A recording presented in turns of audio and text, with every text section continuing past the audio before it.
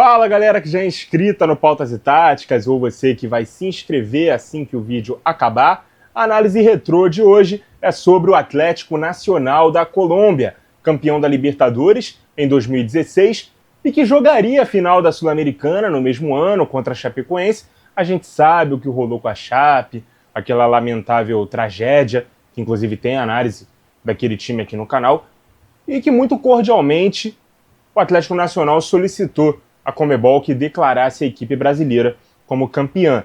Vamos analisar esse time que era comandado pelo Reinaldo Rueda e que acabou rendendo vários reforços posteriores a clubes brasileiros. O próprio Reinaldo Rueda, no ano seguinte, chegou a ser técnico do Flamengo, inclusive. Deixa eu só dar um confere aqui na prancheta, acho que nessa altura aqui tá boa para a gente poder visualizar. E agora eu vou cantar a escalação de um time base e também algumas opções e alguns jogadores que chegaram a aparecer no time titular ao longo da campanha, beleza? Armani no gol, Bocanegra na lateral direita, Davinson Sanches e Narrera na zaga, o Henriquez depois ganha a vaga do Narrera, e o Farid Dias na lateral esquerda. Arias era o primeiro volante, Sebastián Pérez o segundo, às vezes encostando ali no Maquinelli Torres ou no Alejandro Guerra, aqui nessa posição de meia central. O Berril pela direita, poderia ser também o Ibargüen, o Borja, e antes dele o Luiz Carlos Ruiz, aparecendo como centroavante, e o Marlos Moreno, antes dele, o Copete. Como eu disse, lembrando que esse time tinha o Alejandro Guerra, que foi escolhido o melhor jogador da Libertadores, mas sofreu muito com lesões no segundo semestre e acabou perdendo espaço no time titular. Mal comparando com o que aconteceu com o Júnior Santos, no Botafogo, na Libertadores do ano passado, artilheiro da competição, se lesionou e terminou o ano como reserva. O Guerra, pelas partidas que fez, na maior parte da competição, acabou sendo escolhido o craque da Libertadores. Mas ele termina a temporada também como um reserva, beleza? Esse time jogava numa espécie de 4-3-3, acho que também poderia funcionar como 4-2-3-1, especialmente quando o Guerra era titular. E aí o Guerra, né, como a gente sabe, jogava como esse camisa 10 por trás do centroavante. Mas no início da temporada, o Atlético Nacional jogava numa configuração mais semelhante a um 4-3-3 mesmo, beleza? Os laterais faziam uma subida dosada, enquanto o Bocanegra ia muito ao ataque, inclusive aparecia muito no terço final, não só para cruzar a bola para a área, para os atacantes, mas também finalizando para o gol. Ele era aquele cara que também marcava gols importantes. E aí o Farid Dias ele se juntava mais aos zagueiros para poder ficar aqui como um lateral base, um ponto de equilíbrio, né? E também fazer uma boa saída de bola. Ele, canhoto, também consegue fazer um ótimo papel ali, funcionando como um terceiro zagueiro mais à esquerda, beleza? O melhor desses zagueiros era o Davinson Sanches, que posteriormente se transferiu para o Ajax, depois inclusive para o Tottenham. O que impressionava é que ele tinha apenas 19 anos. E além de ser muito bom tecnicamente, também aliava boa estatura e força física com muita velocidade. Como eu disse no começo da temporada, a dupla de zaga era formada por ele e pelo Narrera, que era um zagueiro mais raiz, né, até de certa forma um pouco mais violento, e depois o Alexis Henriquez acaba ganhando essa posição e compõe uma dupla de muita qualidade ali, com o Davinson Sanches, a melhor da Libertadores, escolhida pela Conmebol.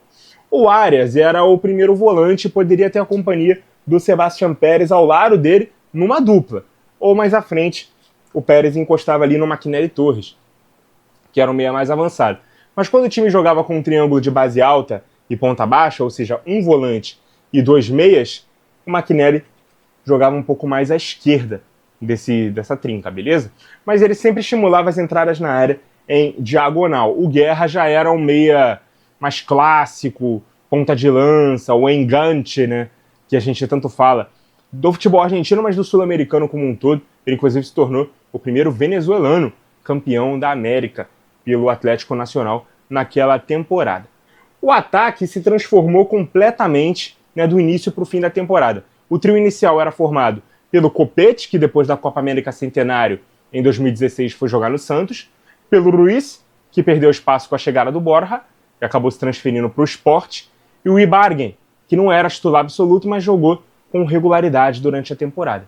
O trio que termina a Libertadores era composto pelo Marlos Moreno, né, que era um jovem de 20 anos da base, extremamente rápido, habilidoso, astuto, driblador, Aliás, o perfil de jogador que se forma na Colômbia, especialmente os atacantes, muito se assemelha ao perfil brasileiro, né?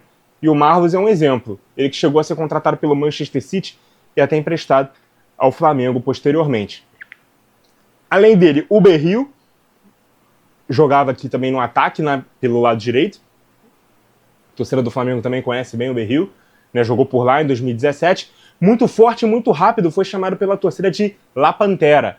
Além disso, ele ajudava muito na recomposição defensiva pela direita. Quando o McNary jogava mais à esquerda, deixa eu devolver aqui o Boca Negra para a lateral, e aí falar essa parte, porque quando o McNary jogava mais à esquerda do 4-3-3, 4-3-3, é ele quem abria como um winger. Aqui o Pérez se juntava ao Arias numa dupla de volantes, e aí o Berril ficava como esse winger pelo lado direito, né?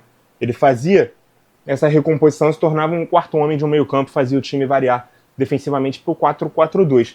Mas o time jogava realmente num 4-3-3 e também poderia ser lido como um 4-2-3-1, dependendo de por onde o meia jogava e qual meia também jogava, né? Principalmente quando era o Guerra, era esse 4-2-3-1.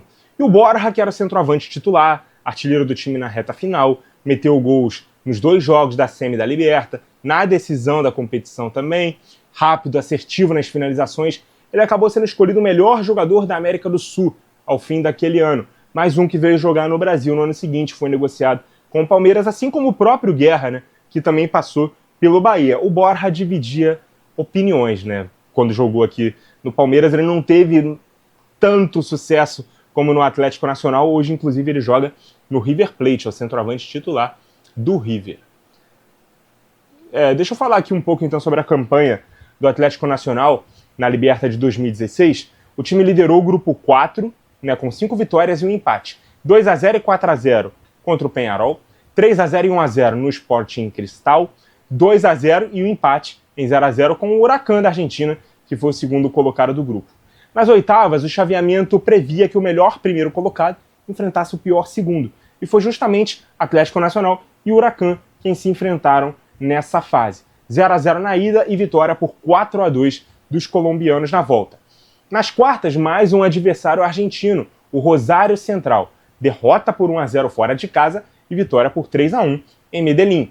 Nas semis, o São Paulo, né, acabou jogando contra o Atlético Nacional e os colombianos acabaram vencendo os 2 jogos, 2-0 e 2-1. Na grande decisão, que naquela época ainda era disputada em 2 partidas, uma em casa e uma fora, o adversário foi o Independiente del Valle, do Equador, que já tinha eliminado, por exemplo, o River Plate nas oitavas e o Boca Juniors nas semifinais. Vinha com uma campanha bem robusta, né? A equipe do Del Valle. 1-1 no jogo de ida e 1-0 na volta. Atlético Nacional campeão da Libertadores.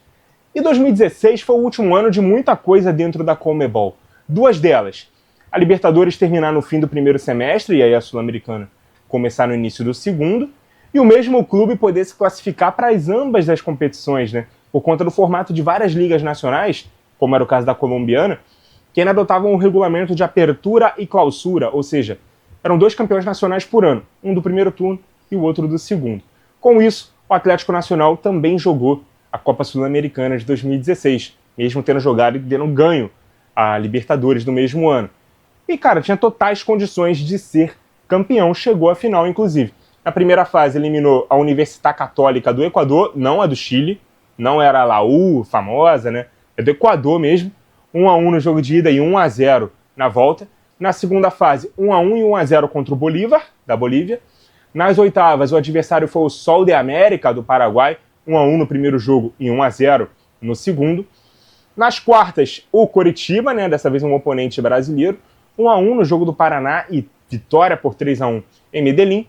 Nas semis, o Cerro Porteño, do Paraguai, os empates em 1-1 e 0-0, classificaram o time colombiano pelo critério do gol fora de casa. Isso também existia. Não foi o último ano, 2016, que o critério do gol qualificado continuou existindo. Mas hoje a gente sabe que esse critério de desempate não existe mais. E a final acabou nunca acontecendo, né, que seria contra a Chapecoense. Como eu disse no início do vídeo, o acidente, quando a delegação brasileira estava a caminho do jogo de ida na Colômbia, acabou fazendo com que a partida fosse cancelada a pedido do clube colombiano. E aí o Atlético Nacional fez um comunicado, fez uma solicitação à Conmebol que o título fosse dado ao time catarinense, né? Foi uma das maiores, se não a maior, demonstração de fair play da história do futebol. Com certeza foi a maior que eu vi, beleza?